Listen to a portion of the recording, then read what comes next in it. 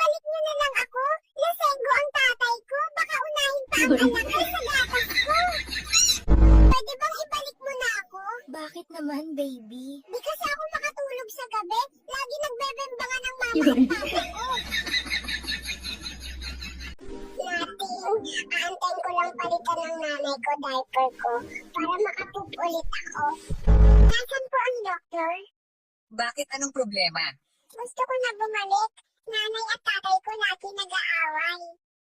Nasaan po ang doktor? Bakit, baby? I wanna go back. Grabe, nadinig ko sa nurse ang haba ng pangalan ko. Welcome to the world. Ano masasabi mo na andito ka na sa mundo? Ibalik niyo ako, nabalitaan ko kasi mahirap ang magulang ko. Masaya ka ba ngayon? Nakalabas ka na sa mundo? Masaya. Pangsyam na pala akong anak. Ano papakain sa akin ng magulang ko? Sige nga. Ano ginagawa mo dito? Nagtatago. Kung sino-sino kasi hawak ng hawak sa pisngi ko. I need a break. Birthday mo ngayon, baby. Anong wish mo?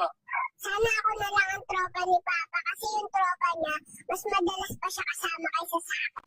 Di ka ba napapagod sa ganyang edad? Mas nakakapagod maghintay ng ayuda, boss.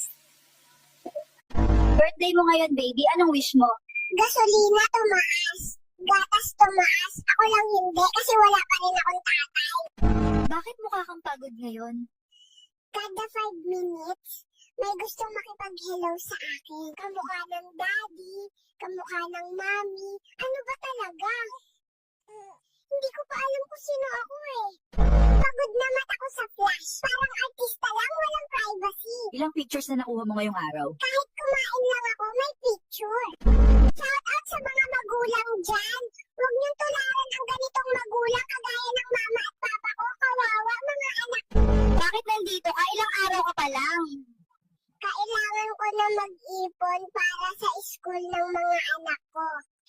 Nasaan ang DSWD? Bakit? Anong problema? Laging nag-aaway magulang ko. Kuhanin niyo na lang ako. Ano ang masasabi mo ngayon? Nakalabas ka na. Libre nga magpa-ospital. Kung ano-ano naman ang pinapabili. Ikatlong pagkabuhay ko na. Pinoy pa din ako. Pambihirang buhay to. Akala ko ba gusto mong bumalik sa mama mo? Anak pala ko ni Tanggol, kaya mayaman kami. Sana all. Ganito rin ba nanay nyo?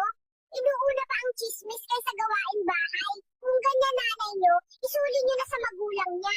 Welcome to the world. Ano masasabi mo, baby?